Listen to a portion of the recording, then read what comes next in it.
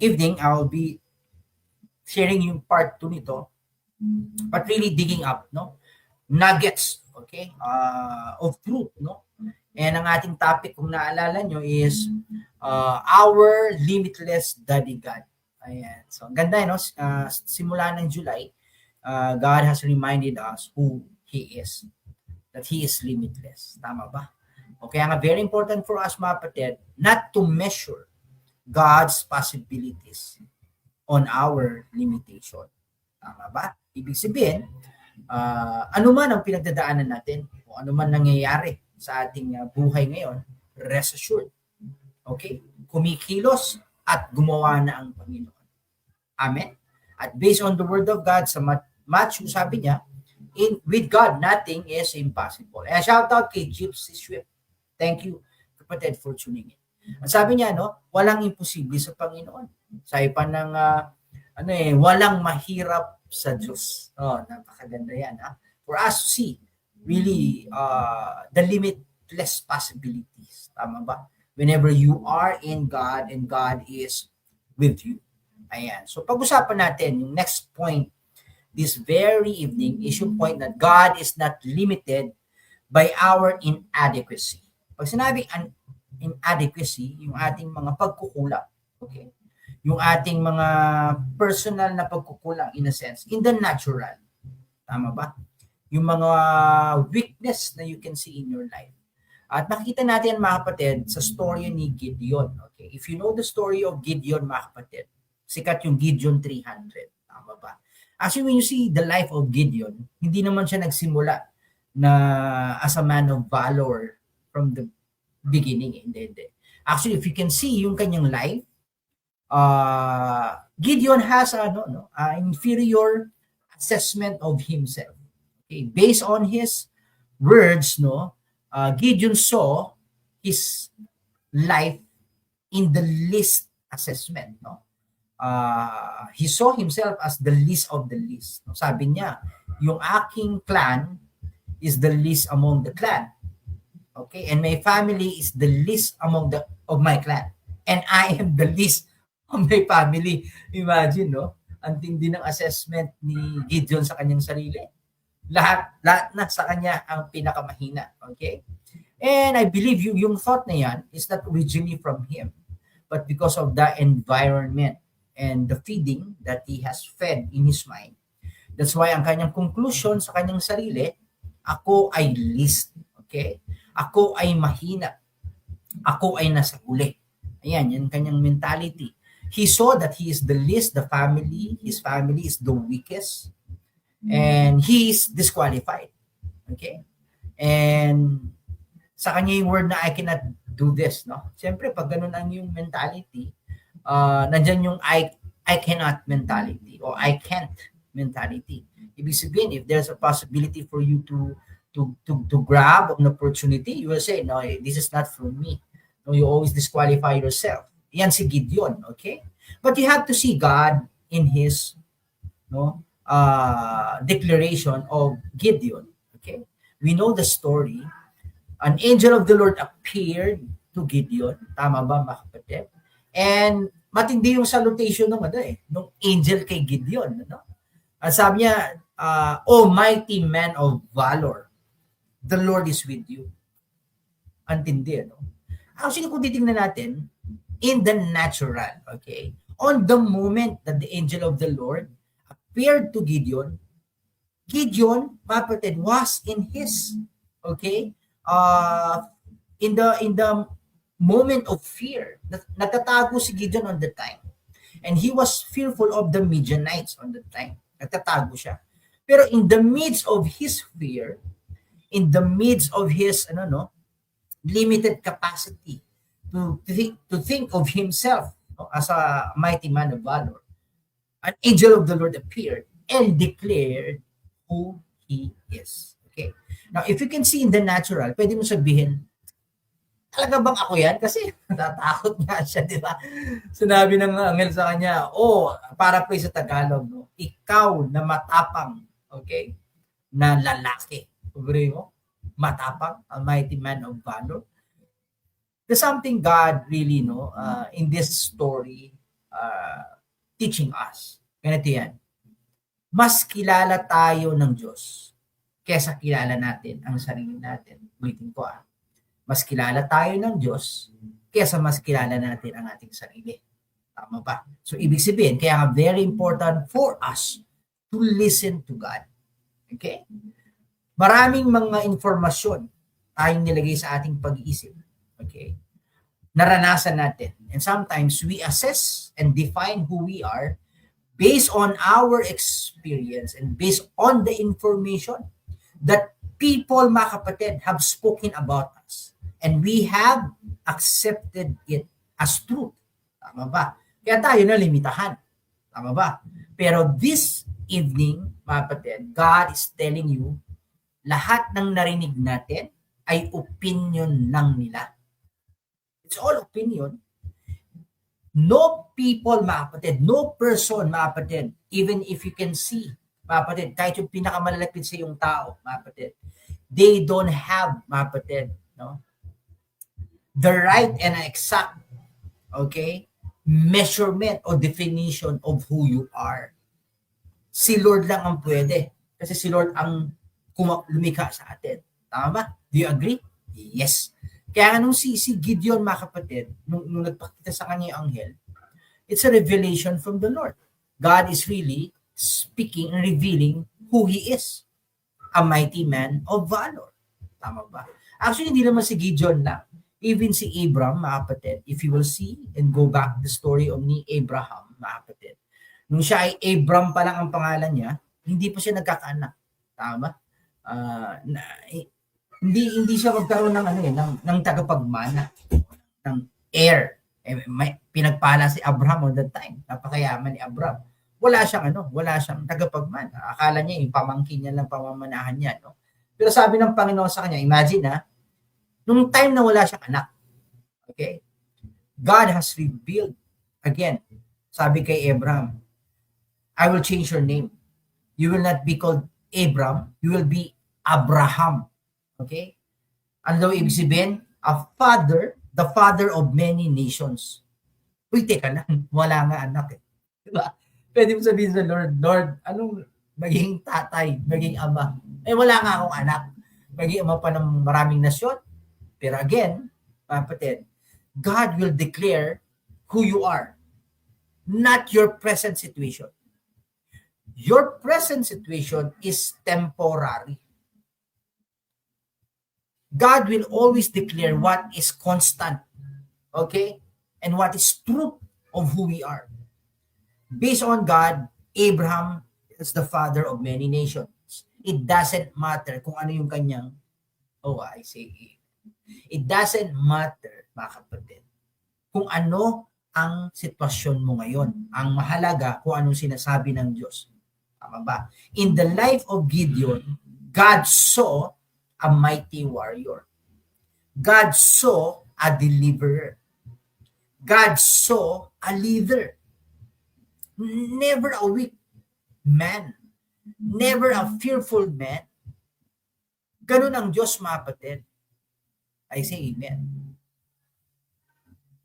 And God saw, mga kapatid, ang kingdom instrument, a conduit of His authority through the life of Gideon. Anong point ko, mga kapatid? Ang Diyos, mga kapatid, pag tinawag ka niya, pakinig ka, pag tinawag ka niya, mga kapatid, walang pawian. I say amen. No? Pag ikaw ay kanyang minold to be that person, walang bawian yun. Actually, what God will do is God will mold you to be like that. Kasi that's who you are. I say amen. Kaya nga ang tanong ko, how do you assess yourself? When you assess yourself in Christ. Never apart from Christ. Kasi Christ is your new identity. Christ is our identity now. Oh, glory to God. I say amen. I say amen. Tama ba, mga kapatid? Kaya you have to be convinced, mga kapatid, of who you are in the Lord. You are more compared to what you are and who you are right now. You are more. I say amen. Kaya huwag mong lilimitahan yung sarili mo based on yung sitwasyon mo ngayon.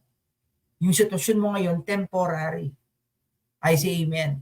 Hindi ko alam kung anong sitwasyon mo ngayon, but I say, it's temporary. It will change. It will align to the will of God, mga kapatid, to the plan of God in your life. Hallelujah. I say amen. I say amen. Tama ba, mga kapatid?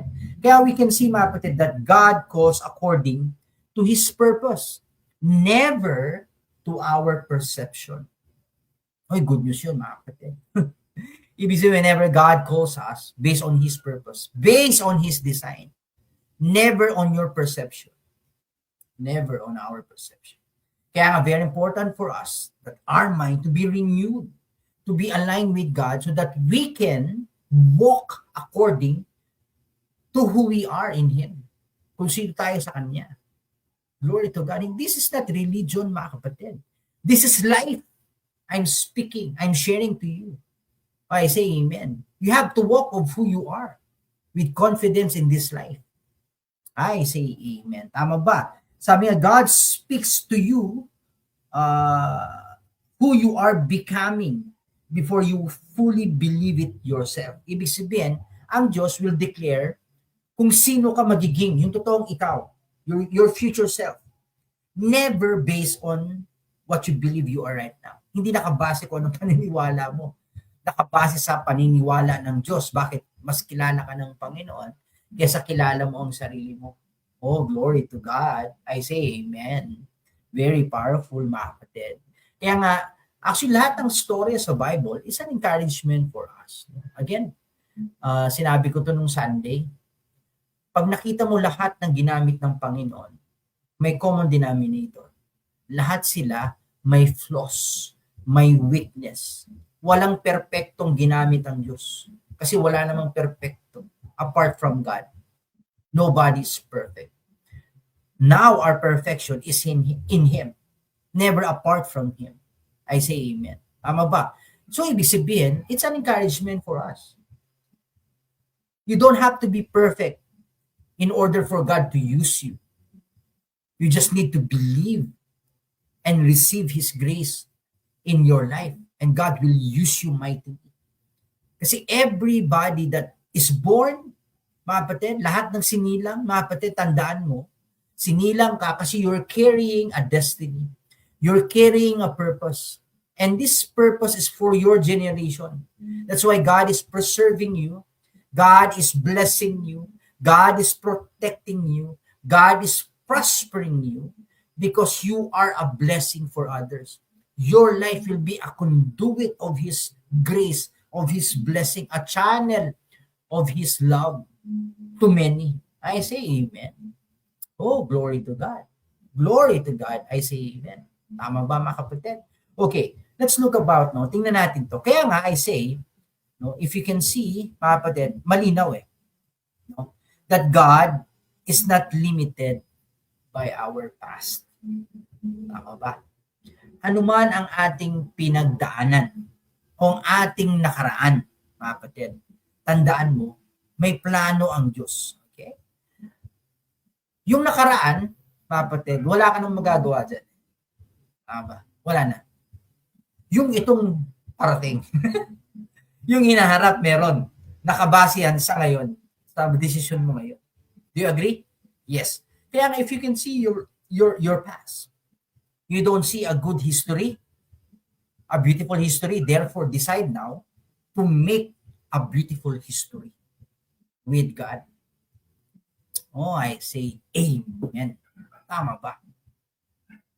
Grace is greater than your greatest failure. Ulitin ko, the grace of God is always greater than our greatest failure. Ang magandang example niyan, mga kapatid, is si Apostle Peter. Mga kapatid, naalala nyo? 3 beses niyang dininay si Jesus Christ. And he denied it with cursing pa. Hindi itong simpleng hindi ko yung kalala. Talagang grabing pagdideny. But you have to see the heart of our Lord Jesus Christ. Imbis na judgment, imbis na i-point yung kanyang failure, yung shame, regret, and disqualification ni Peter, But the grace of God, mga kapatid, offered restoration, confirmation of His calling, leadership and destiny. Sabi niya, do you love me, Peter? Feed my sheep. Do you love me, Peter? Di ba? It's a confirmation eh. Ibig sabihin, that's the grace of God for us.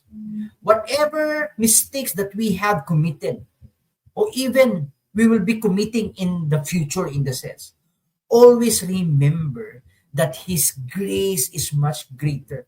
His love is always greater. I say amen. In the midst of our failure, we go to Him. We don't go away, but go to Him when we fail. I say amen. Sabi ko nga actually, if you can see, sa anak ng Diyos, makinig sa akin kapatid, sa buhay ng anak ng Diyos, wala naman talagang failure. If you know God, walang failure eh. Lahat na nangyayari is learning time. Teaching time. Tama ba? Nagiging failure lang siya in the sense, when you stop, when you give up. But when you just stand up, amen, pagpag lang, kung nadapa, lakad uli. Learning time. Lakad uli papunta sa purpose. Papunta sa destiny. I say amen. Tama ba? Kaya nga, whatever history that we have, sabi ng Bible, God will work all things for our good. Tama ba? All things. Lahat yun. So it doesn't matter if it is good or bad. All things, God will work it out for our good. Pwede bang sabihin that God will conform everything? When you say conform, is ina-align niya yung mali mo sa para doon sa kanyang plano. Tama ba? Kaya tawag doon confirming. I will confirm, confer niya everything. Ibig sabihin, mga kapatid, our mistakes, okay, can be a miracle. Our mess will be a message. Every test is a testimony. When you see the grace of God in your life. Kaya nga, our ministry and our church is founded and established in His grace. Sa biyaya ng Panginoon. Walang pwedeng magmalaki. Sa Kanya lang ang papuri. I say amen. Kaya we can say, mga kapatid, that your history, mga kapatid, does not determine your destiny. Ulitin ko, your history doesn't determine your destiny. The grace of God does. I say amen. Glory to God. Tama ba? Just go to God. I say amen. It's all about the grace of God in our lives. Sa biyaya ng Panginoon. You can see our Lord, mga kapatid, restoring Peter. I say amen. Tama ba? We have to see it. Sabi nga, God does not consult your past before calling you into the future. Hindi, mga kapatid. But His grace is always greater than our greatest failure. Kaya nga, ang ating position is to receive His grace. Glory to God. I say amen. Kaya whatever our past may be, sa Panginoon doesn't matter. Our beginning can be small, mga kapatid, and many mistakes. But God has already declared, mga kapatid, that our future, mga kapatid, is always greater. Glory to the grace of God. Glory to our King. Napakabuti ng Diyos natin, mga kapatid. I say amen. Palakpan nga natin ang Panginoon. Grabe naman, I say amen. Now, kaya nga, mga kapatid, if God is limitless, mga kapatid, ano nangyayari? Why? As if we are limited in the sense. Sabi nga, God has never been limited by anything. Okay? But there is, mga kapatid, sabi nga, the only thing consistently limits God, and that is unbelief. Unbelief. If you don't believe in His word, mga kapatid, even God wants to bless you, but if you don't believe, the power of that word cannot work in your life. Kasi you don't believe, mga kapatid. Actually, faith is aligning yourself to receive from God. Yun ang pananampalataya, yun ang pagtitiwala. Kasi ang kanyang biyaya, mga kapatid, laging nandyan eh. Pero yung ating paniniwala at pananampalataya is aligning us to receive from the Lord. If God is always giving, listen to me, if God is always giving and you are not receiving, mga kapatid, you have to see. Mga kapatid, baka, yan, nandito yung gripo. Ang layo ng balde. Do you agree? So you have to align yung sisidlan. And that's faith. Faith aligns you to receive from God. Kasi you are never disqualified from the grace of God, from the blessing. Actually, our disqualification is our qualification for the blessings of God. That's the grace of God. Sabi ng Bible, God opposes the proud and give grace to the humble. Humble means the lowly. Tama ba? Ibig sabihin, ganito yan eh. If you want to receive healing, therefore you said to the Lord, Lord, I need healing. That's being humility. You are saying na I need this, Lord. Tama? Kasi how can you receive from the gracious God when you are so proud of yourself?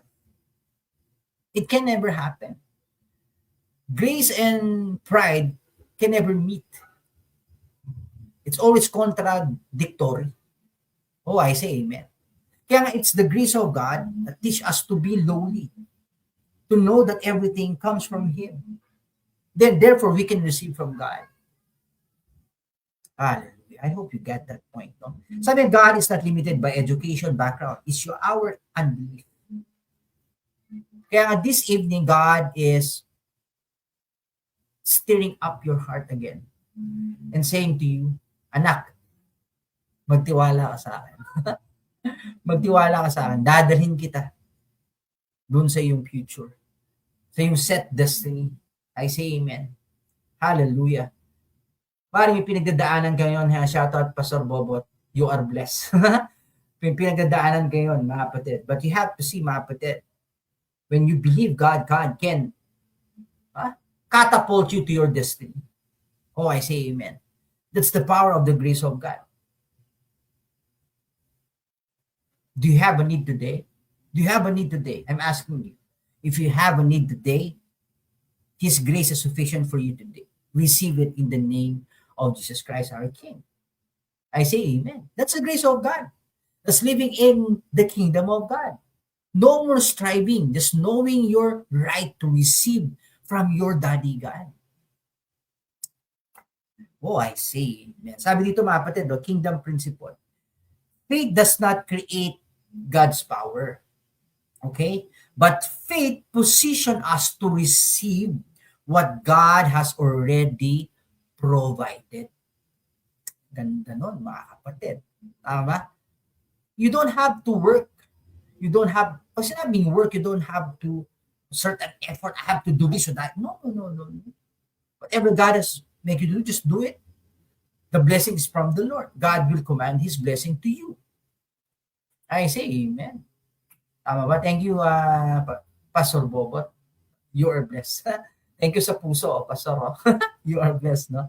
Anyway, the question is never whether God is able. God is always able.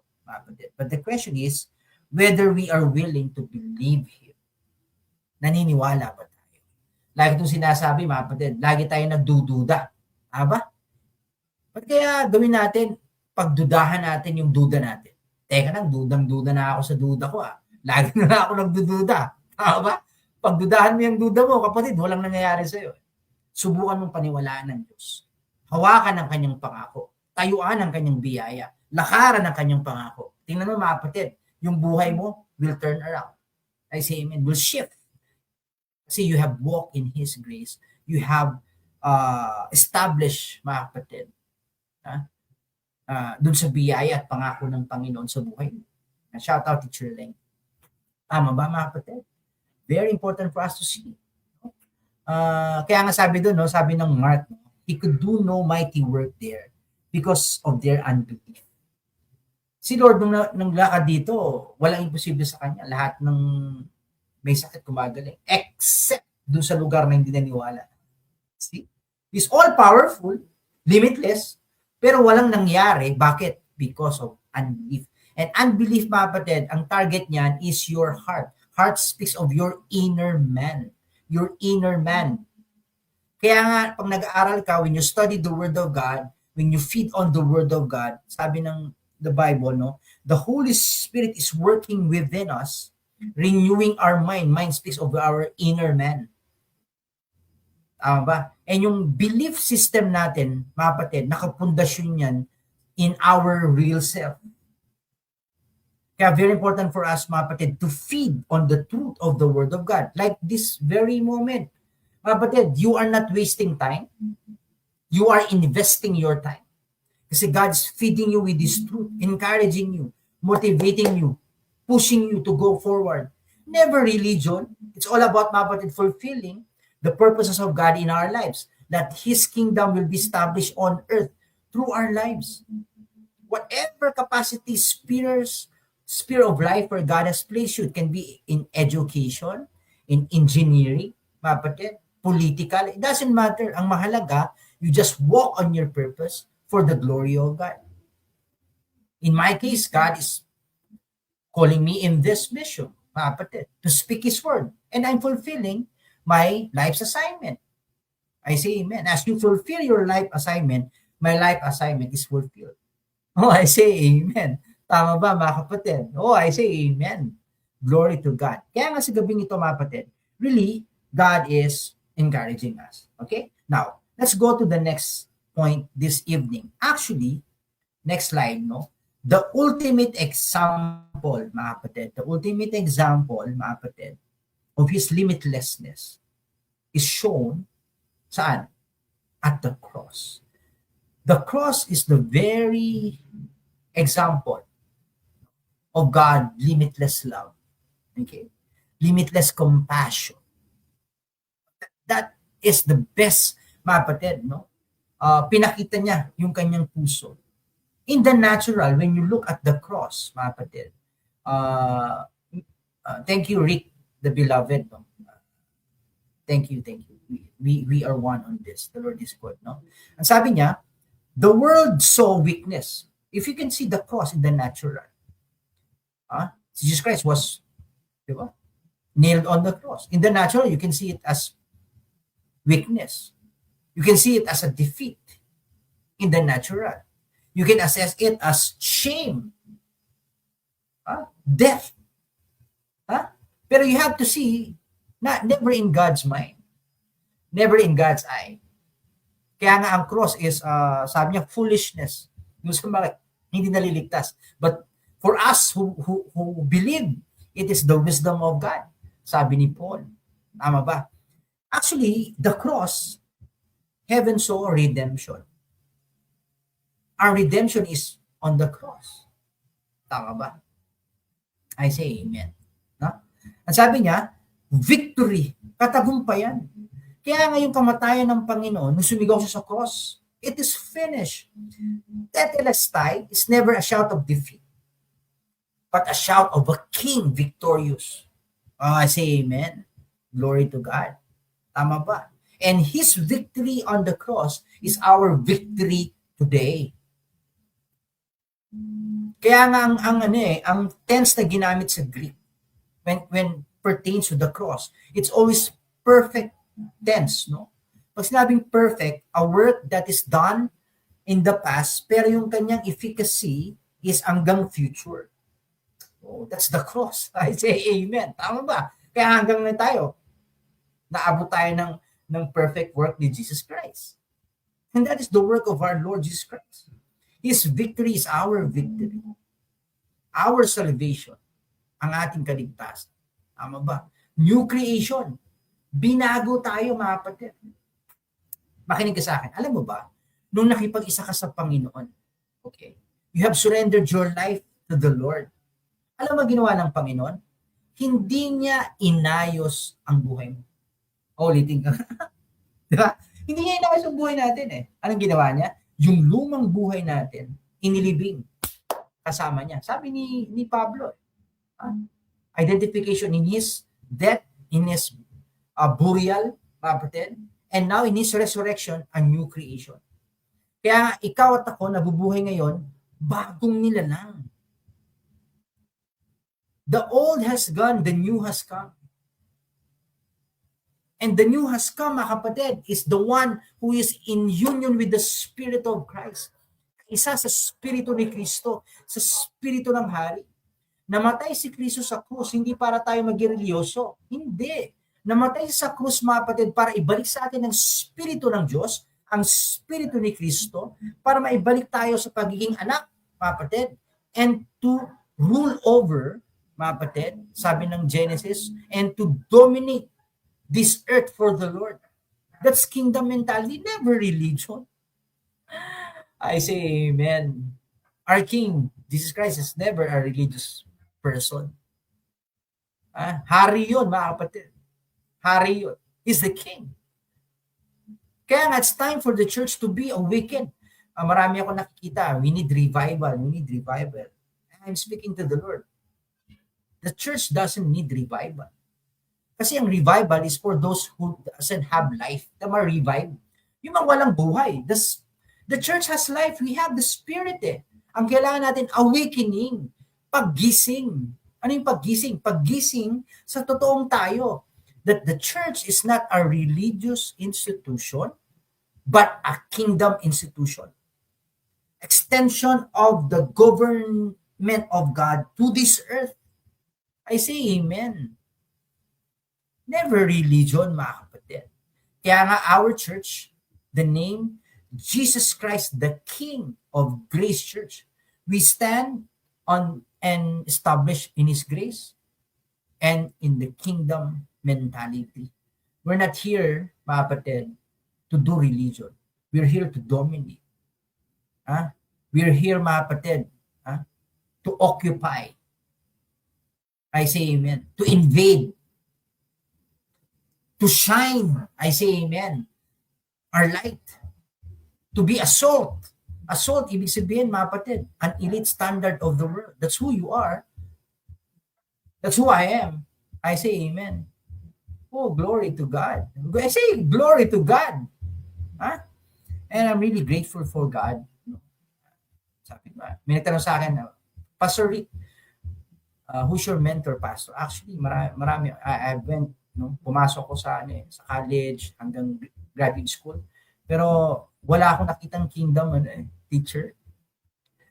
But I thank God for the life of Pastor Miles Monroe. And even the life of Pastor Joseph Prince. I'm looking at them as my, the two of them. Praise the Lord. And it's always the kingdom of God and His grace. Kaya nga I'm excited in my heart, as I'm aligned with God. I see greater things in this country. God is aligning everything. And I'm grateful to be used lang by God. It's all about Him. Can I just speak His word and proclaim the kingdom of God and His grace, and let His power be manifested in the lives of His children. Mangyari lahat yung salita niya sa atin. Our lives will be a beacon, an example of His power, of His faithfulness. We are under a king, a kingdom. Kaya nga sabi ng Panginoon, let His kingdom come and His will be done on earth. Diba?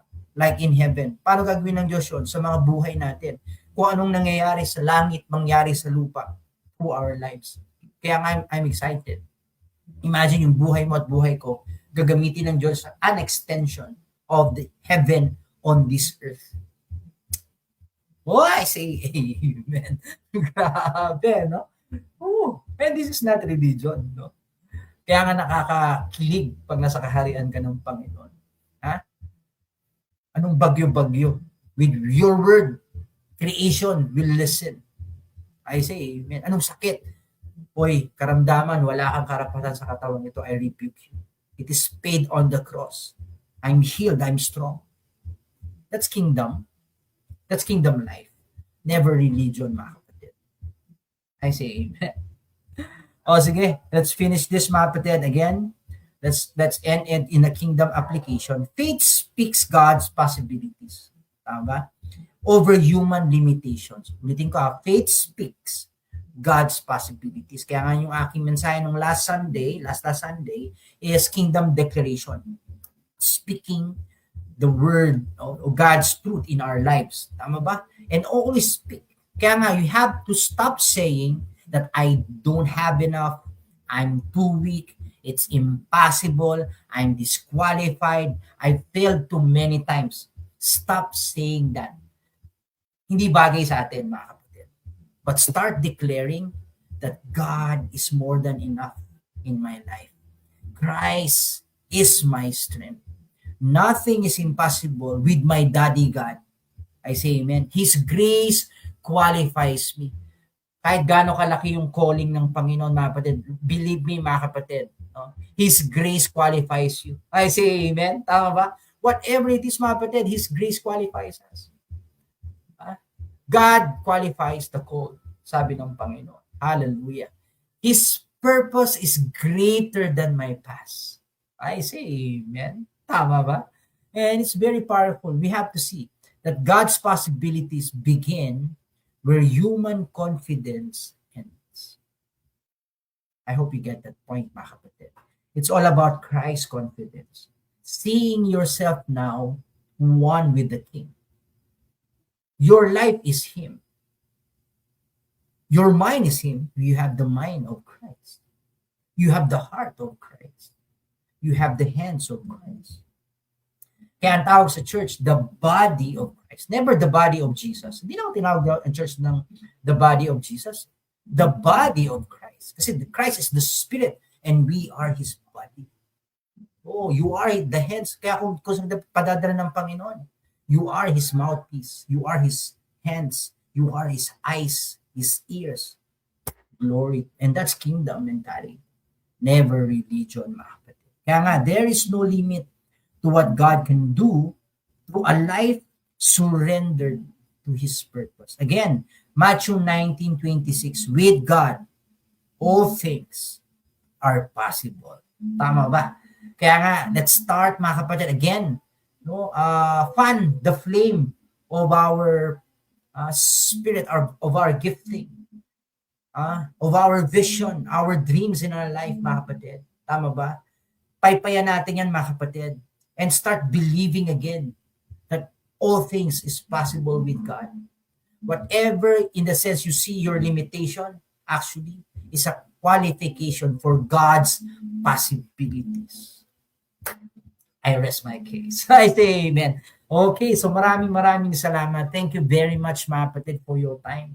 I hope you have been blessed by the word of His grace this evening. Please do type, mga kapatid, sa comment section, I am blessed. So if you've been blessed by the word of His grace this evening, please do, mga kapatid, type, I am blessed, and please do share and even follow, mga kapatid, my account. Marami po tayong mga teaching time dyan sa aking account. And the purpose of our church, mga kapatid, to use every platform for His glory, to preach the gospel of the kingdom through the lens of His grace. That's the mentality of our church and the calling of our church. Okay? So let us pray. Let's come to the presence of God and matuloy tayo, mga kapatid, to declare, mga kapatid, good things in God. Let's pray.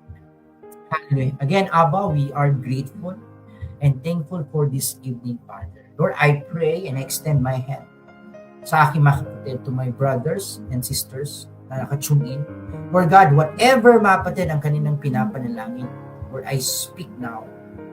If you are praying for healing, receive your healing right now. I rebuke all diseases in the name of Jesus Christ. Kidney failure, I rebuke it. Liver cancer, I rebuke it. Lung cancer, I rebuke it. Every cancer in your body, I rebuke it. And I speak the life of Christ, the Spirit of life. Cover your body today in the name of Jesus Christ. And I also declare promotion, progression, opportunities, so that your hand will work and God will bless you more and God will use you. Again, declare that you are the King and the Lord of our lives. And Father, Abba, we are grateful for this evening. Again, we dedicate this time to you, Abba, in the name of our King, our Lord Jesus Christ, and by the power of our Comforter, our precious friend, the Holy Spirit, we say, Amen. Ayan, so maraming salamat again.